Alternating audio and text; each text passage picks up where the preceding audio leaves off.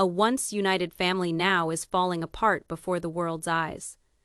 Robyn's mask has fallen, Cody's blind spot has been exposed, and the kids are in the middle with no place to hide. All the silences have become scandal, and what appeared to be only a television show is now an actual breakdown. The only question remaining: can this family ever be reunited? Hello everyone. Welcome back to Reality Recap.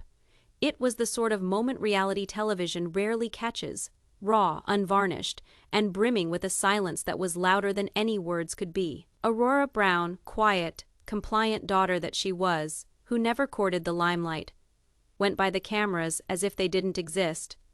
No wave, no look over her shoulder, only footsteps that were calculated, heavy, and final, like someone who had deliberately decided to depart for good. In front of her sat Robyn, slumped in a corner, holding one of Aurora's sweaters, like it was her last connection to sanity. She wept violently through the room, the type that folded a person in two.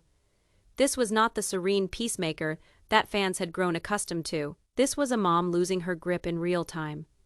And Cody, he wasn't there with a comforting hand on his daughter's shoulder. He wasn't next to his wife providing comfort. He wasn't anywhere. That is when you realize this wasn't just another cringe-worthy sister-wives moment. This was the break, the irrevocable shattering. We fans, including myself, have witnessed the red flags accumulating: favoritism, resentment, unspoken betrayals, promises raised and abandoned. But Aurora's exit wasn't merely a daughter walking out of a room. It was the conspicuous fissure in a foundation that has been splitting apart since Robyn came on the scene. If you think that suddenly this happened, you are wrong. The seeds had been planted seasons prior, covered up under false grins, arranged holiday meals, and Cody's big speeches about coming together. And when those seeds finally burst forth, they didn't just come up to the surface. They tore apart all we thought we knew as a facade. Before we get into the land squabbles, the nepotism, the creepy public quiet, I want you to consider: when does a family cease to be a family? For the Browns, it arrived gradually, then suddenly. Aurora's exit was the type of moment that takes the air right out of your lungs. A moment so intense, it did not require music, narration, or words to land like a body blow. She, the daughter who used to just melt into the background, walked by the cameras with not even a farewell. Her expression inscrutable, her footsteps determined and slow, resonating down the corridor. And behind her, Robyn lay on the ground, not sitting, but down, rolled around Aurora's sweater, like it was the only rope she had left to cling to. Her weeping wasn't elegant. It was a jagged thing, a raw and torn sound, shredding her alive. Fans were used to seeing Robyn weep. Tears were practically her trademark. But this wasn't that. This was a complete breakdown. And Cody was nowhere. No words, no figure, only emptiness, and that silence spoke volumes. This wasn't something that could be fixed by a family gathering or vows to work it out. This was over. For over a decade we'd been sold an image, a united front, a polygamist marriage that somehow survived jealousy, money struggles, and the chaos of blending so many lives. But that picture had been cracking for years. If you watched closely, you could see it. A father's attention skewed, wives drifting into their corners, land spoken of as the great equalizer but left barren. Aurora's walkout was not an accident. It was not unexpected. It was the natural culmination of years of silent cracks that were permitted to grow larger until the foundation failed entirely. Fans like me had spotted the signs long ago: the subtle shift in screen time, the way Cody's world seemed to orbit around Robyn's kids, the growing distance with his other children, the land that became more bargaining chip than dream. And still, the Browns managed to keep the illusion alive: group dinners, staged family gatherings, camera-ready moments that plastered over the truth. Up until now, Aurora's quiet departure wasn't just pulling the curtain back, it ripped it down. What we witnessed wasn't just another altercation. It was evidence that the Brown family we believed we knew no longer existed. And if you believe this moment materialized out of thin air, you weren't paying attention. The causes of this breakdown are years in the making, to romances that were paid for in someone else's currency, to fantasies that never transcended words, to promises where no first rock was ever set. To know why Aurora walked out that day, and why she refused even to look at her mother's cries. We have to go back. Not a few weeks, not a season years. On the outside, the Browns always spoke of harmony. Cody's catchphrase was, 4 wives, one, family, equal. In interviews, he glossed over their marriage as a well-oiled machine based on love and equality. But the reality is that the imbalance crept in almost the moment Robyn walked in. Her introduction was dressed up as fairy tale, a missing part to the family equation. Even the show dramatized it that way. Soft music, glowing light, love in the air. But Robyn was not another wife.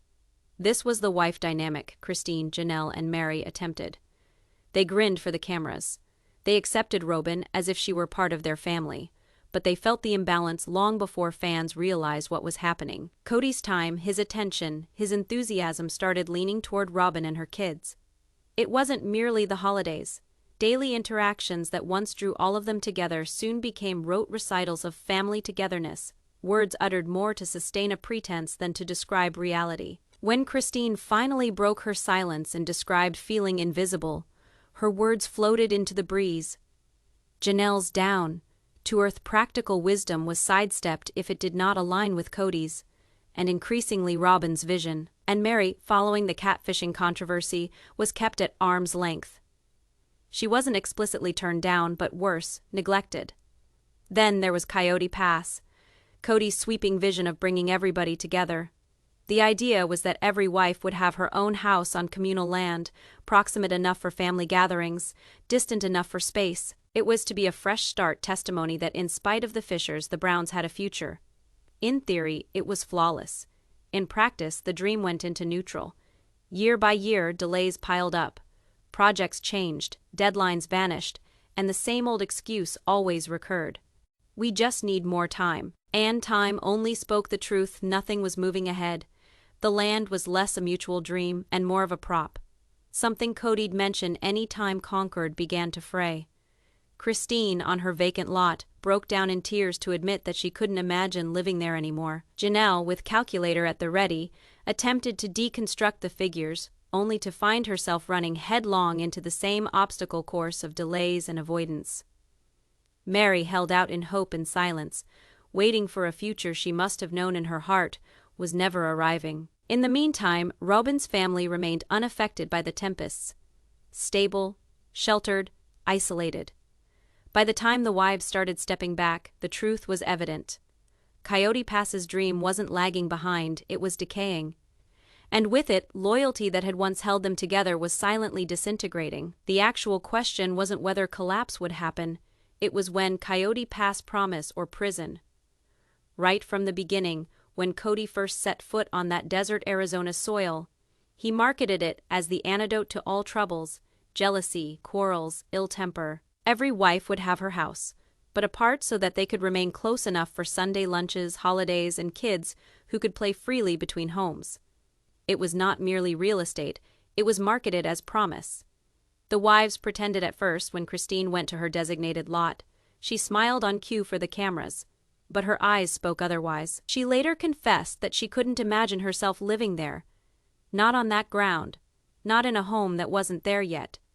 Not in a marriage that already felt empty. Janelle approached it the way she approached everything, pragmatically. To the point, she asked the tough questions. How much is it going to cost? How are we going to pay for it? When are we ever going to actually build? But each prod for specificity got the same elusive answer. More time, more delays, more excuses. And Meri, she just waited quietly, holding on.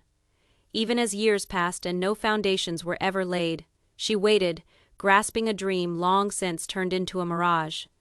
The land itself became symbolic, not of what could be, but of what never was. Camera pans of the vast untended acres under the Arizona sun came back year after year, meant to raise hopes. Instead, they served as a reminder that the family's unity was all just hot air. The dream slowed down, then stopped, then died. Coyote Pass no longer seemed like a promise. It seemed like a trap, something Cody used, a project only he had a say in, held out like a carrot if the others just fell in line. For Christine, it finally made sense. Her place on Coyote Pass wasn't a future, it was a leash. And her escape arrived peacefully, not in a struggle. not with cameras recording a tearful blast, but with a pen. She signed it away. For $10, her interest in Coyote Pass, touted at one time as the key to Brown's prosperity, was transferred to Cody and Robyn for the cost of a dinner. But anyone who had known Christine knew this wasn't about finances. It was about being cut free from the rope that bound her to Cody's dream, his dominance. When Cody realized what he had done, the fury in his eyes was louder than the words. "She is making a mistake," he seethed, tight-jawed in a confession. But the reality was he'd already lost her. Christine had long abandoned him emotionally, existing in a reality where his words meant nothing. And whereas Christine's point of breaking arrived in hushed signature, Janelle's would come in much different fashion. Janelle's breaking point wasn't sensational, not some pyrotechnic moment. It was in the grinding pace of reason banging against walls that refused to give. She had recalculated the figures over and over, and they never worked out. Every discussion about proceeding on Coyote Pass came around to the same outstanding issues that would somehow vanish like magic as long as the advantage was to Robyn. Behind closed doors, Janelle finally admitted something she never wanted to verbalize. "If I wait, I'll lose everything I've worked for." Waiting was no longer an option from that moment on. Then there was Meri. Her loyalty had been tested more than anyone else's. Public shame through the catfishing debacle, years of emotional estrangement from Cody, and the quiet pain of being a ghost in her marriage. She waited and waited, thinking that if she waited long enough, things would get better. But the better never arrived. And in perhaps the lowest point of her journey, she finally uttered the words, "Cody doesn't see us as married." For Christine, it concluded with a sale. For Janelle, with a decision. For Meri, with a veritable truth. 3 women, 3 divergent paths, but the same destination. As they each departed, Cody's world shrunk to a smaller and smaller group, until Robyn alone remained at his side. Even that union, which had appeared so rock-solid, was soon to be tested in ways no one could have imagined. And then there was Aurora. She didn't disappear overnight. Unlike Christine, who shut the door on Coyote Pass, Aurora just started to slip away. First, she missed a family dinner. Then an excuse here, an appearance missed there. She was still technically there, you could catch her in the distance, arms crossed, eyes somewhere else. But bit by bit, the gaps increased. And when she was there, it was as if she was already half out the door. They saw it. The social media was abuzz with speculation. Some attributed it to teenage rebellion. Others wondered about a deeper split not only between Aurora and Cody, but between Aurora and the whole family. Within the Brown family, tension could not be waved away. Robyn begged her daughter to remain attached, sure that all could be repaired. Cody, however, was aloof, as if pretending the problem did not exist could make it vanish. But Aurora was not merely avoiding family dinner or camera time. She was distancing herself from the story, the sister-wives saga itself. By the time the mid-season finale came around, eagle-eyed viewers noticed something haunting. Aurora wasn't only missing from shots. She'd been cut out, shots pulled in, dialogue cut. Even a family portrait on the wall was replaced, as if she'd been erased before she even departed. Robyn's concern spiraled into hysteria. Her one-on-one conversations with Aurora lengthened, salted with tears. But the responses from Aurora shortened, chilled until one day, there were no responses at all. Then, at that juncture, the walkout was no longer a question of if, but only when. And when it did arrive, it arrived unobtrusively. No grand warning. No build-up. Just a quiet change in the atmosphere. And then Aurora was walking. Past the cameras. Past the family, slow and deliberate and final. Gone was the nice people, pleasing daughter fans used to know. In her place stood someone who had decided to walk away from a family that had already broken long ago. Robyn fell apart, crumpled to the floor. The cameras saw it all, her grasping frantically at Aurora's sweater, shaking and crying, a mother shattering in real time. Her sorrow wasn't for show, wasn't for the camera. It was pure, unadulterated heartbreak for a daughter who had left not only the room, but the family's narrative altogether. And Cody, he wasn't around. When he did turn up, his reaction wasn't comfort, it was defensiveness. Doors slammed, Screaming voices rang out. He blamed Robyn for not doing enough, for not being willing to reach out, never willing to accept that he was also responsible for this breakdown. For television viewers, it was an epiphany. This wasn't a row, an argument, or stage, managed melodrama. This was a family disintegrating, live on television. Inside the Brown home, silence lingered like a weight. No apologies, no explanations, just absences, empty chairs, missing children, and the ghost of what used to be harmony. The image the Browns had so carefully crafted over more than a decade shattered completely. Vacant homes, empty lots. Children gone, the facade of unity demolished. What remained was the truth. Years of favoritism, neglect, and unspoken resentment had finally erupted. Robyn attempted to piece the ruins together, begging on her knees. But it was too late. Aurora's silence had spoken louder than anything. Coyote Pass, that glinting symbol of hope, now existed as a cold reminder. The drone shots caught it just right, unbroken land, empty streets, never laid foundations, blinds drawn against Arizona skies. That which was promised as the Browns' future was now a ghost town. The cul-de-sac that had seemed so full of noise and laughter was silent, empty driveways, empty houses. The halls once filled with Sunday dinner gatherings, holiday meals, and milestone birthdays now resonated as empty reminders of what could have been.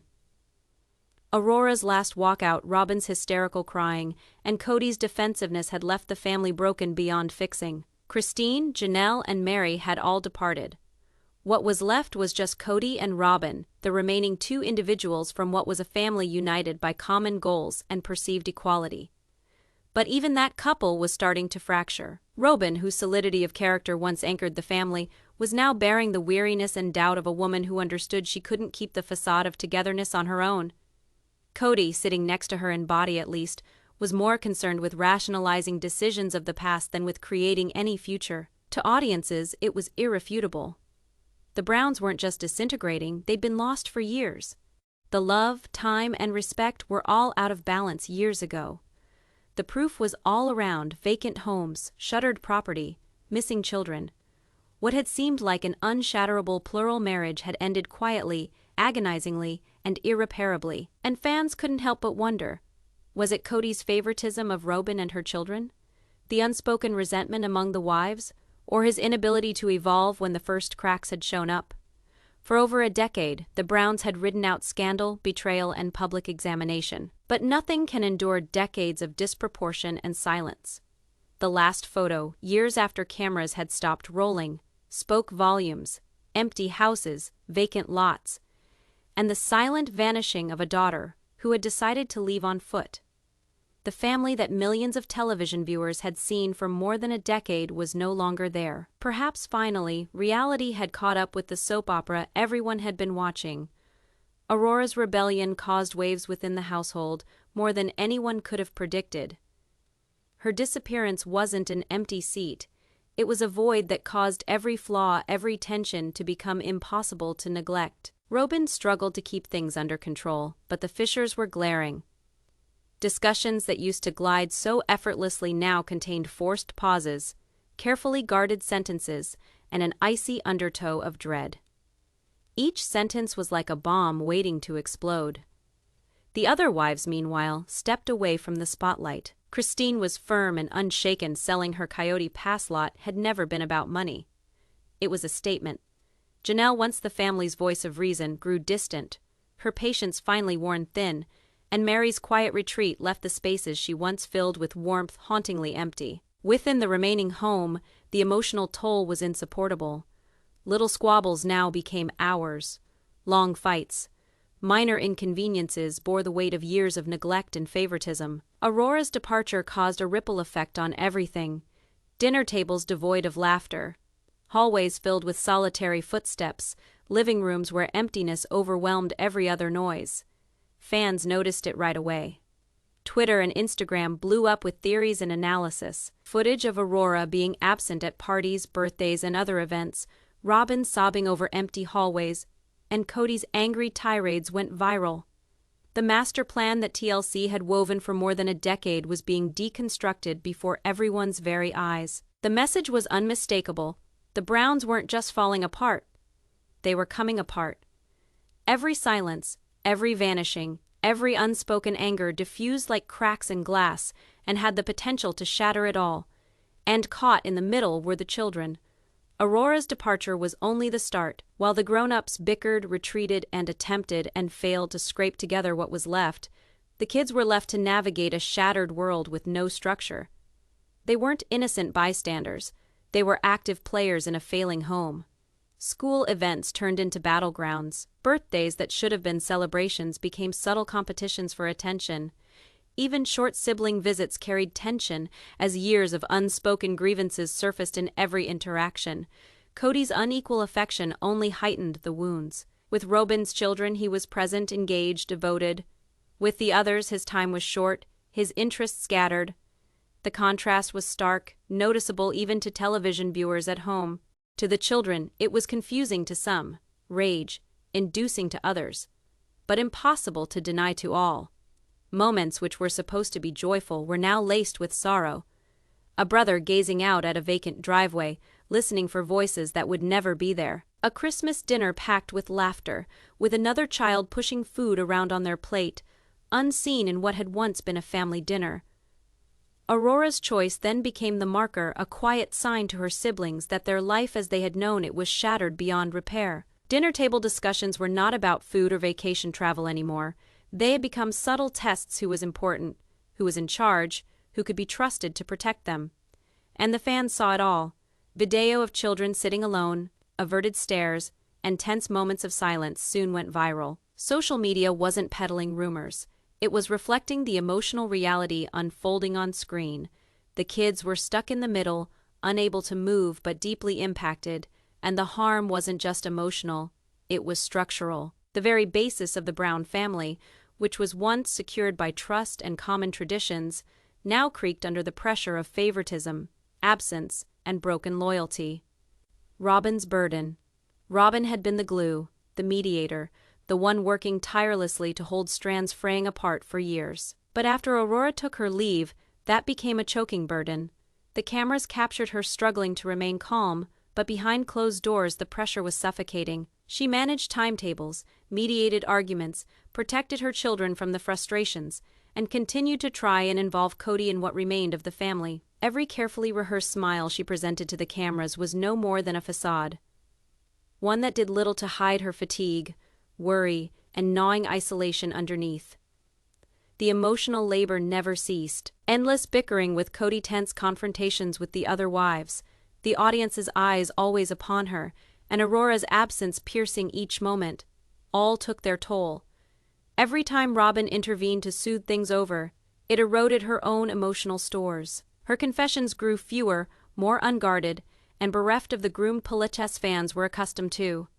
Tears streaming down her face, she confessed in whispers, "I can't do this by myself anymore. Maybe I never could." Even minor disagreements escalated into tempests. A light question about dinner distorted into arguments over equity, bias, and wounds yet unhealed. Every encounter required more from her than she could deliver. Nevertheless, she persisted, for her children, for the sake of what the family used to be, for the precarious hope that somehow, some way, it could be remade. Yet with each passing day, the brutal reality became more apparent. The cracks were too wide, the fissures too deep, and the burden of keeping it all together too heavy for any single individual to carry.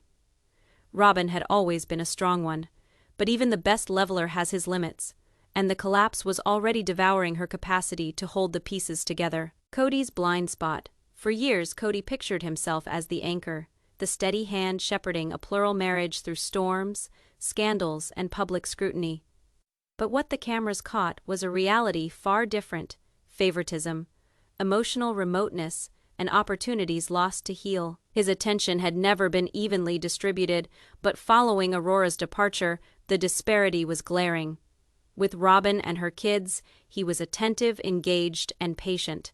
With everyone else, he was sporadic at best, remote at worst. The contrast wasn't nuanced, it was jarring, and audiences caught on in an instant, but Cody was nearly blind to the ramifications of his actions.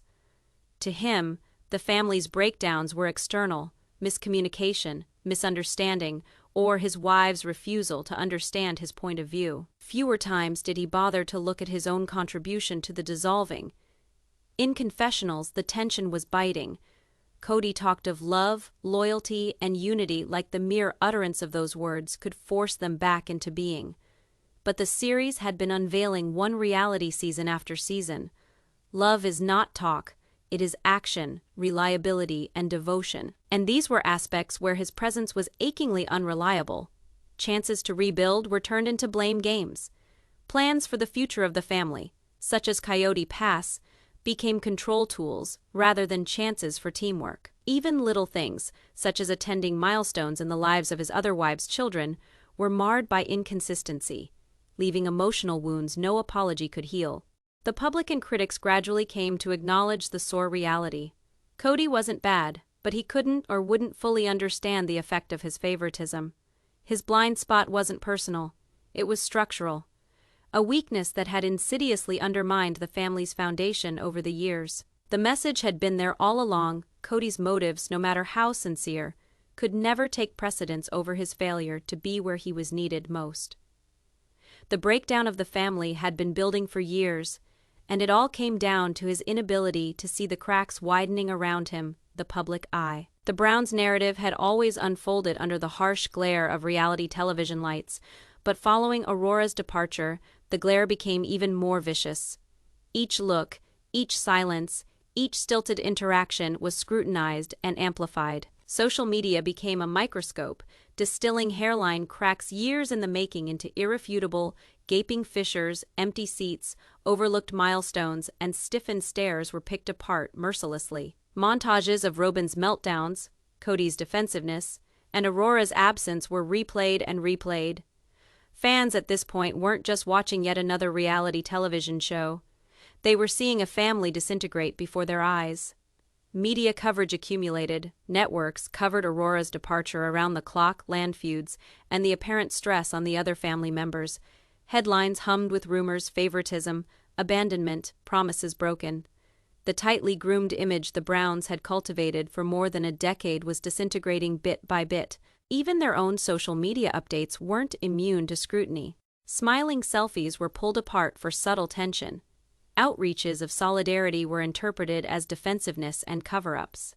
Any move to manage their image was perceived as performative, disingenuous, and insincere. The kids, too, were reluctant stars of the show.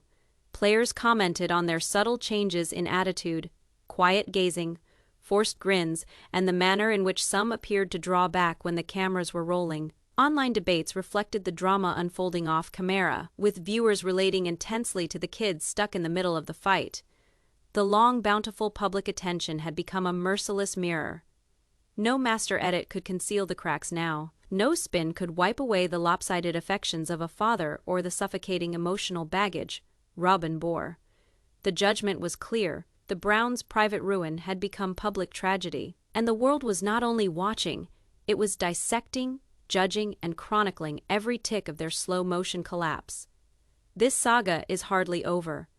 So hit that like button if you are number Team Wives, subscribe for the next juicy update, and leave your theories in the comments. Do you think anyone will emerge victorious? Stay shady, stay curious.